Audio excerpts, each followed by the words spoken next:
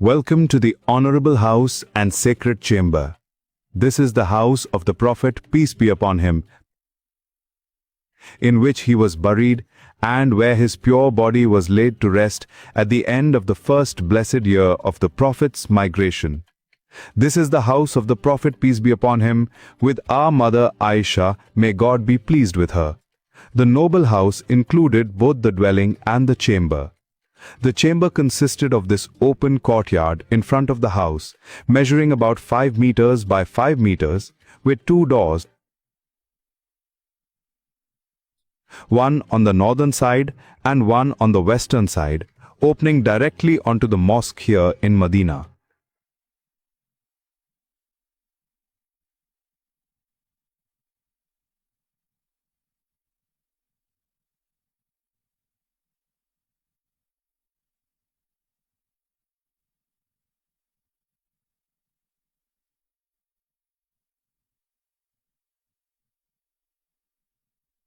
When one sees it, the heart is moved.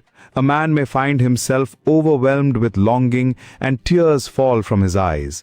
This is the very door from which the Prophet, peace be upon him, would extend his noble head to Aisha, may God be pleased with her, while he was in retreat, so she could comb, perfume, and adorn his blessed hair. Inside the holy chamber were simple belongings: a small fireplace, some saddles, firewood, and other household items. The roofed section served as the main living space. It was modest, about 5 meters by 6 meters, with a ceiling height of around 2.5 meters.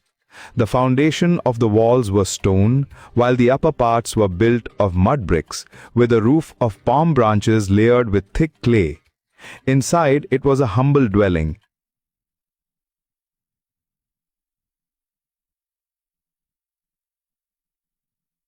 Yet it spoke of the most beautiful scenes of life.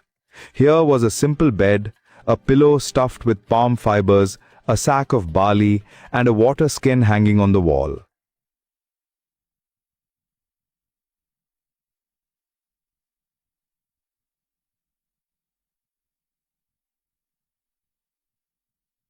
If one ascended the wooden stairs, a small room was found at the top of the roof, known as the Mashrabiya.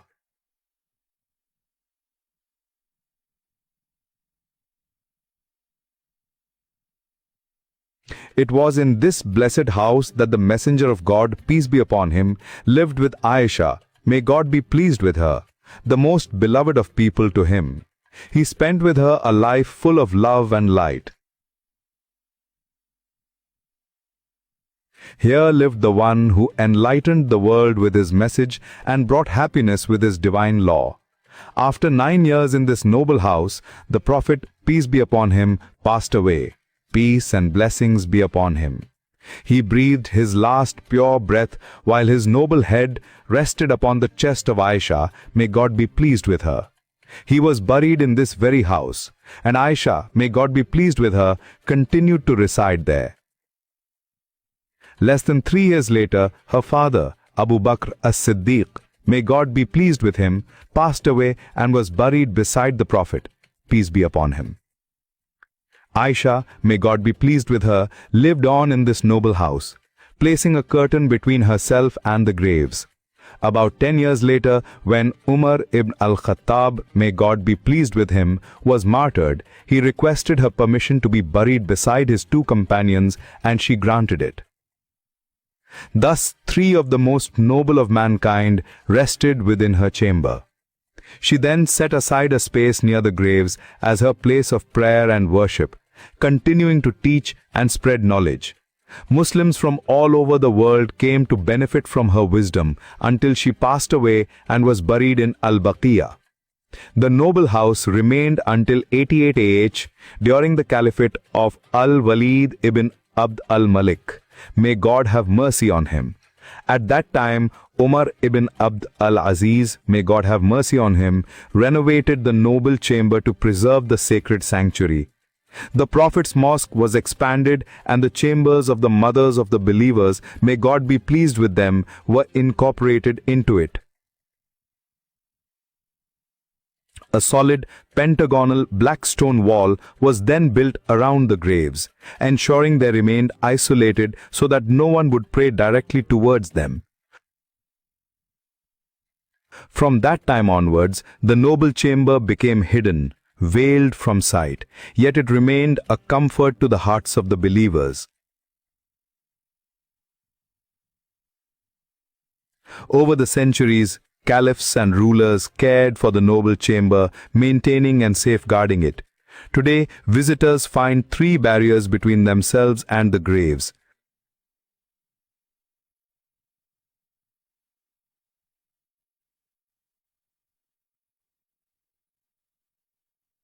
First, the copper grill,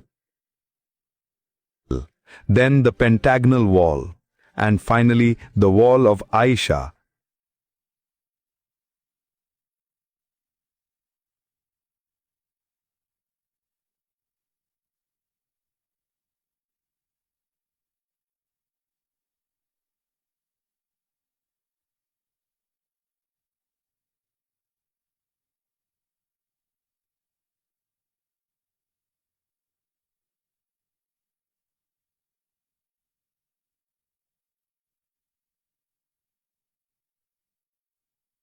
May God be pleased with her.